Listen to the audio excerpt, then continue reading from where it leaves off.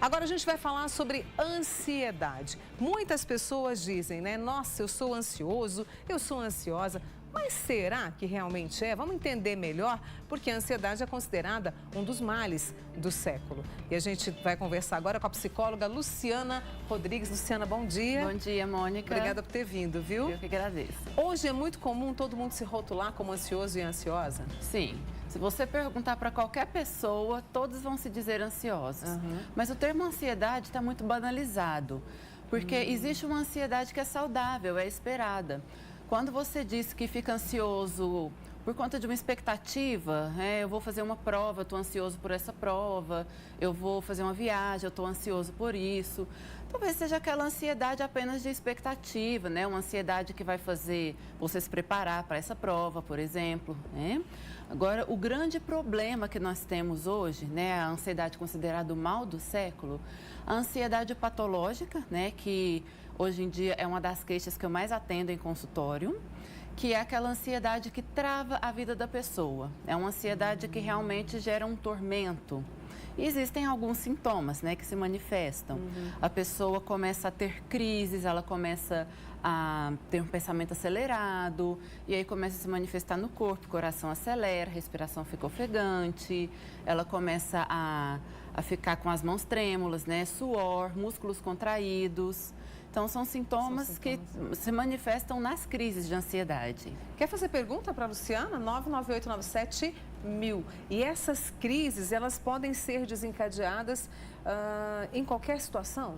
Em qualquer situação, desde que a pessoa... Na verdade, a crise, ela acontece quando existem várias coisas, né, que a pessoa tem acumulado ao longo de muito tempo, medos, expectativas muito além daquilo que ela espera, traumas. Então, essas coisas vão se juntando e chega um determinado momento que nós chamamos de momento gatilho. Ou seja, às vezes a pessoa tem acumulado uma série de coisas. Aí chega num momento que acontece uma coisinha que ela não esperava, e a crise desencadeia, né? Então, a crise está muito relacionada a isso. Hoje em dia, nós temos muitas crises que são desencadeadas justamente por expectativas muito altas, né? A pessoa se coloca, ou a própria sociedade, coloca em cima da pessoa uma cobrança exagerada, né? Você precisa ser perfeito em tudo que você faz, que você precisa estar bem o tempo todo, né? As redes sociais colocam muito isso, de que você não pode estar triste, que você não pode errar. Existem tantas coisas que podem desencadear essas crises, né? O nosso cérebro está o tempo todo, né, como nós estávamos conversando agora há pouco, sendo estimulado, né? A nossa sociedade, ela estimula o tempo todo que a gente esteja pensando, que estejamos fazendo alguma coisa. Estamos o tempo todo mexendo no celular, né? Nós não paramos para saborear uma comida, para saborear um café, para... Olhar para a vida. Olhar para a vida, né? Simplesmente você parar, contemplar a natureza, desfrutar de uma boa conversa. É descansar essa cabeça, né? Descansar a cabeça. A mente, né? A gente até preparou também um material, vou pedir para o pessoal da edição colocar para a gente, sobre essa questão da ansiedade, né? Porque as pessoas acham que a ansiedade é impaciência, deseja que algo comece logo. Essa é a ansiedade, digamos, ruim? Depende. A impaciência, deseja que algo comece logo. A partir do momento em que você deseja que a ansiedade, né, que algo comece logo, mas isso está atrapalhando você a viver o momento presente, seria uma ansiedade ruim, né? Mas quando nós falamos da ansiedade, que é o mal do século, não seria apenas isso. Isso que as pessoas acham que é, Isso, as pessoas, a pessoa que é impaciente já acredita que tem um transtorno de ansiedade, mas não necessariamente. A impaciência é um dos sintomas, mas não significa que a impaciência seja necessariamente a ansiedade mal do século. E vamos ver o que de fato a ansiedade é, justamente com a ajuda da Luciana aqui. Olha, a insônia, ataque de pânico, tensão muscular, preocupação excessiva, tremores, medos fora, né, da lógica, vamos dizer assim, falta de ar, dor no peito. Um conjunto que faz mal. É um conjunto que faz mal, né? Um destaque até para preocupação excessiva, né? Entrando um pouco naquele outro sintoma que você falou. Uma preocupação natural com as coisas, né? Você está preocupado, né? Eu vou sair na rua, será que eu vou ser assaltado? É uma preocupação normal que vai fazer você tomar cuidado, né? De não andar com objetos de valores à vista, né? Tomar cuidado por onde você vai andar. O que seria preocupação excessiva que se torna um problema de ansiedade? Eu não quero nem pensar em sair de casa. Só pensar em sair de casa, eu já começo a tremer, eu já começo a respirar, né, depressa, eu já começo a querer ficar dentro de casa por conta dessa preocupação excessiva em ser assaltado, por exemplo. Essa seria a ansiedade patológica, tá entendendo a diferença? Entendi. Uma ansiedade que limita, uma ansiedade que atrapalha a tua vida, que vai além de uma simples precaução. E aí o autoconhecimento, parar para pensar que tipo de pensamento é esse, ajuda bastante também nesse caminho para tirar essa ansiedade ruim. Exatamente, porque a ansiedade, ela começa no pensamento. O que você está pensando? Como que você está avaliando aquela situação? Né? Vou pegar essa situação, por exemplo, do medo de sair de casa. Você pensar que pode acontecer alguma coisa ruim, mas eu estou tomando todas as providências e vou sair de casa tranquilo, é uma coisa. Agora, quando você pensa, eu vou ser assaltado, ali é extremamente perigoso, eu não posso ir àquele lugar. Aí sim, já se torna uma ansiedade patológica. A gente está falando sobre a ansiedade, que é considerada a vilã dos tempos modernos. Aumenta a preocupação, o medo, atrapalha a vida pessoal e até profissional, né, Luciana? Atrapalha tudo. Atrapalha tudo, né? Principalmente a vida profissional. Hoje nós vemos também muitos afastamentos das empresas por conta dos sintomas de ansiedade. E grande parte das vezes a ansiedade pode estar ligada até mesmo ao trabalho da pessoa, né? Quando o trabalho é muito estressante, quando a pessoa não está se identificando, quando há uma jornada excessiva, que a pessoa não está dormindo direito, né? Ou o estresse está além da conta, né? A sobrecarga, isso também pode gerar as crises de ansiedade. E acaba atrapalhando a rotina de trabalho também. Deixa eu trazer perguntas dos nossos amigos e amigas que estão assistindo Amanhã Total. A Marilda, do bairro Granada. A ansiedade pode causar depressão? A ansiedade não tratada, ela pode se tornar um quadro depressivo. Porque a partir do momento em que a pessoa vai tendo crises de ansiedade, né? Essas crises, de certa forma, elas vão estressando o sistema nervoso, elas vão te desgastando emocionalmente. Chega num ponto que a pessoa vai perdendo as forças emocionais, porque é muito pesado lutar contra a ansiedade sem uma ajuda profissional. Então, essas forças emocionais, elas vão se desgastando ao ponto de levar à chamada desesperança. E a desesperança, justamente, ela vem junto com a depressão, né? Que a pessoa começa a não querer fazer mais nada, ela já começa começa a não ver cor na vida, ela já começa a querer ficar dentro de casa, não quer fazer as atividades. Isso é muito características depressivas. Desesperança é forte, né? Forte. É forte. Lá do bairro Jardim Europa, Lucimar, crianças também podem sofrer ansiedade e está sendo comum? Podem, e eu tenho ficado assustada com a quantidade de crianças com crise de ansiedade.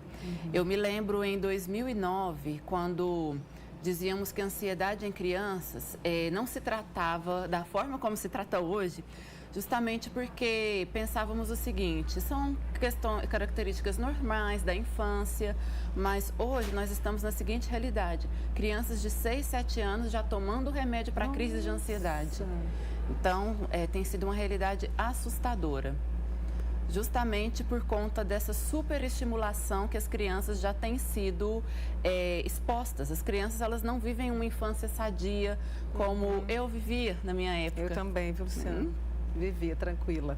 Sim. Deixa eu trazer, são muitas perguntas chegando, vamos ver se a gente consegue responder a todas. A Celi quer saber assim, Mônica, tem como a gente saber se a crise vai chegar? Porque ela falou que o marido dela tem crises que começam do nada, porque aparentemente ele é calmo. E por que a pessoa não consegue controlar? A pessoa não consegue controlar a partir do momento em que a ansiedade já se tornou patológica. Quando a crise vem do nada, é porque já existe uma predisposição, já existem vários fatores que estão levando a pessoa a ter essa crise. Então, a crise não acontece só necessariamente quando ela vai ao trabalho, quando a pessoa vai ser exposta àquilo que está lhe dando medo. Mas quando existe várias coisas na vida da pessoa que não estão legais, né, que já estão em desajuste, pode acontecer dessa crise vir do nada. Então, já é um sinal de ansiedade patológica. Tem que procurar ajuda, Sim. Né? A Flávia disse que o filho dela, de 13 anos, é muito ansioso ao ponto de quebrar as unhas das mãos até sangrar. Agora passou para as unhas dos pés. Tentou o tratamento, mas assim, a ansiedade dele é tanta que qualquer coisa que ele faça abala o emocional.